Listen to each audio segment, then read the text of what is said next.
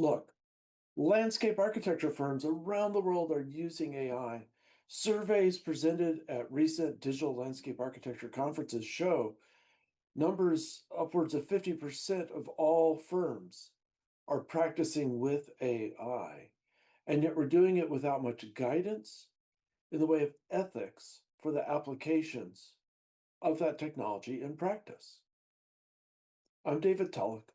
I'm a professor of landscape architecture at Rutgers University, and I want to talk to you about a framework for AI ethics in landscape architecture.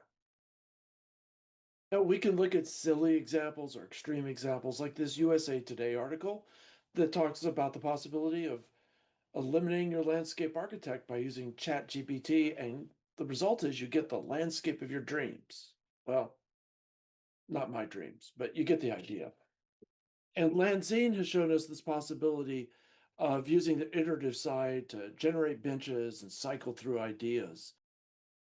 How do we develop a mutual sense of appropriateness when the uses and problems are so different? Now, landscape architecture is not alone in its struggles with ethics and AI, so we can turn to the literature from other fields, which is what I've done for this paper. And I found these three dimensions of AI in landscape architecture, looking at the underlying structural types of AI, whether it's generative AI or a large language model, comparing the different areas of application for AI, the difference in AI for construction documents and the creation of forms, or maybe simply for representations. And finally, the categories of ethical concerns, whether we're worrying about the transparency or the black box qualities of AI, or perhaps looking deeper at the environmental costs associated with its applications. And similarly, these are going to have to become a path or a set of guidelines that practitioners can look to point them in the right direction. And we as a community are going to have to figure out what are appropriate guidelines for this.